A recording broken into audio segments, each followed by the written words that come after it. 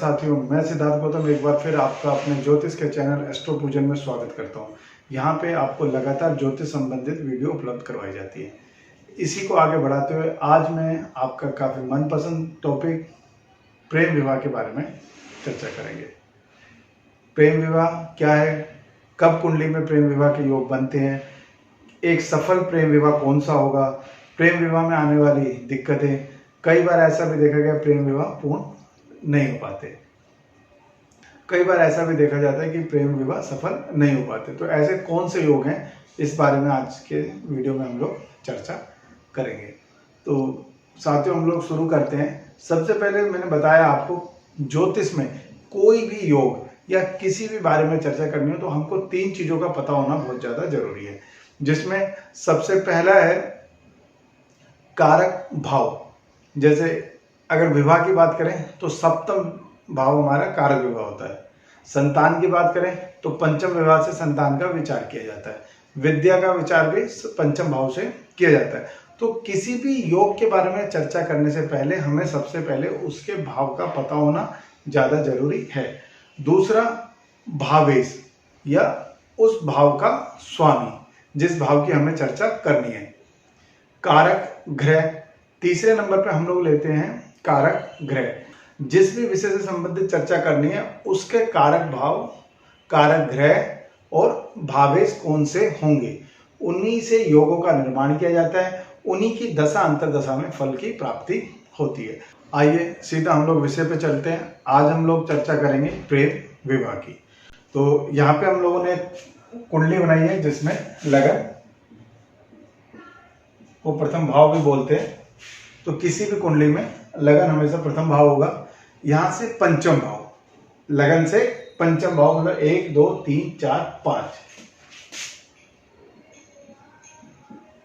Fifth house हमारा भावनाओं का हाउस है। तो प्रेम विवाह के लिए जिस भाव का जरूर विचार किया जाता है या जिसकी सबसे ज्यादा इंपॉर्टेंस है वो है फिफ्थ हाउस। ये प्रेम का भाव हुआ। दूसरा बात कर रहे हैं हम किसकी, प्रेम विवाह। तो विवाह का भाव कौन सा है, 7th हाउस।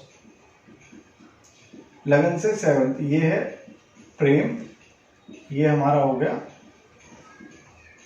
विवाह। तो प्रेम विवाह के लिए हमें पंचम और सप्तम भाव का जरूर विचार करना चाहिए। अब इसी समय एक और चीज हम लोग इसमें ऐड करते हुए चलते हैं, सुखी प्रेम विवाह। भाई कोई भी प्रेम विवाह करते हैं तो उसकी हैप्पी एंडिंग चाहते हैं कि वो सुखी हो। तो ऐसे में कुंडली में जो सुख का विचार है वो चतुर्थ भाव से किया जाता है। तो अगर हमें चतुर्थ भाव का सहयोग भी मिल जाएगा तो हमारे लिए सोने पे सुहागा होगा। तो ये चतुर्थ भाव की इन्वॉल्वमेंट ली जाती है। तो सबसे पहले हम लोगों ने देखा कौन से भाव हैं जो प्रेम विवाह के लिए संबंधित है। लगन किसी भी योग के सफलता असफलता या योग के बनने में, किसी भी योग के बनने में सबसे ज्यादा जरूरी है लगन का। दूसरा, उस भाव का जिस विषय में हमें चर्चा करनी है। तो यहाँ पे प्रेम विवाह का कारक भाव है पंचम भाव, विवाह का कारक सप्तम भाव, सुखी विवाह का कारक चतुर्थ भाव। अगली चीज जो हम लोग इसमें देखेंगे, कारक ग्रह। प्रेम विवाह के कारक ग्रह कौन कौन से होते हैं। तो अगर कारक ग्रह की बात करें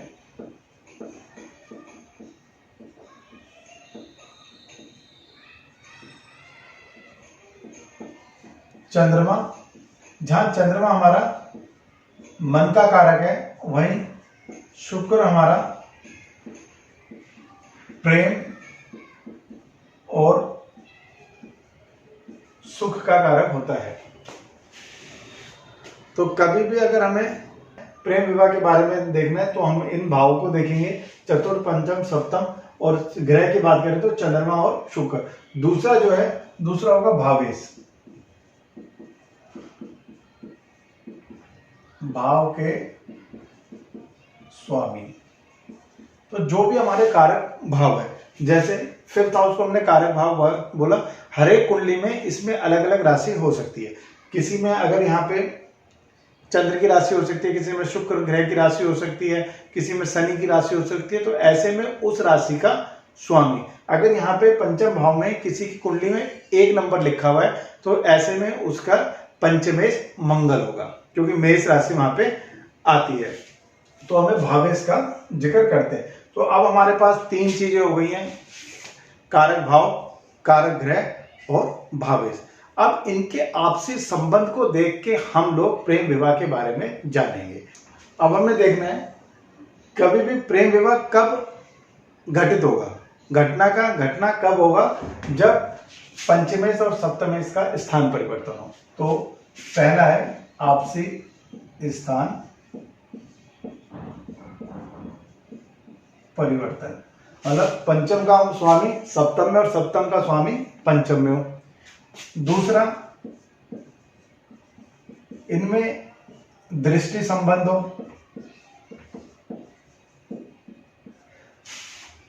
मतलब पंचमेश और सप्तमेश आपस में एक दूसरे को देखते हो।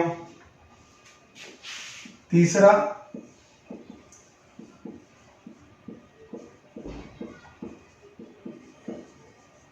स्थान संबंध, मतलब पंचमेश और सप्तमेश नवम भाव में बैठ गए, दसम स्थान में बैठ गए, एकादश स्थान में बैठ गए, लगन स्थान में बैठ गए। तो ऐसे में जब ये दोनों आपस में किसी और स्थान पे बैठे, किसी भी कुंडली के शुभ स्थान में, लगन में, केंद्र में या त्रिकोण में बैठे, तब भी प्रेम विवाह के योग बनते हैं। स्थान संबंध में ही अगर ये पंचमेश और सप्तमेश आपस में तीसरे, पांचवें, नौवें, 11वें, 12वें, लगन या चतुर्थ स्थान पे बैठे हो, तब भी सफल प्रेम विवाह के बारे में जाना जाता है। इसी प्रकार आगे हम देखते हैं, अगर पंचमेश पे या पंचम पे गुरु की दृष्टि होगी तो ऐसे में प्रेम विवाह आपसी सहमति से होता है, परिवार की आपसी सहमति से होता है। वहीं पे अगर इनमें राहु की दृष्टि होगी तो कुछ दिक्कतों के साथ होता है, और कई बार देखा गया ऐसे प्रेम विवाह पे परिवार वालों की सहमति नहीं होती है। इसी के साथ अगर पंचमेश और सप्तमेश का संबंध त्रिक स्थान पे हो रहा हो, मतलब 6, 8 या 12वें भाव में होता हो, तो ऐसे में भी प्रेम विवाह में दिक्कत आती है। प्रेम विवाह होगा लेकिन वो असफल हो सकता है, दिक्कतें आ सकती हैं, प्रेम विवाह के बाद सुखी जीवन में दिक्कत आ सकती है। तो इस प्रकार की संभावनाओं को देखा गया। इसी प्रकार एक चीज और यहाँ पे हम लोग लेते हैं, अगर पंचमेश और सप्तमेश का संबंध 10th हाउस से हो जाए या 10वें से हो जाए, तो ऐसे में कई बार देखा गया है जो प्रेम विवाह है वो अपने कुलीग के साथ या सहकर्मी के साथ, जहाँ पे हम लोग कार्य करते हैं, उनके साथ भी संभव होता है।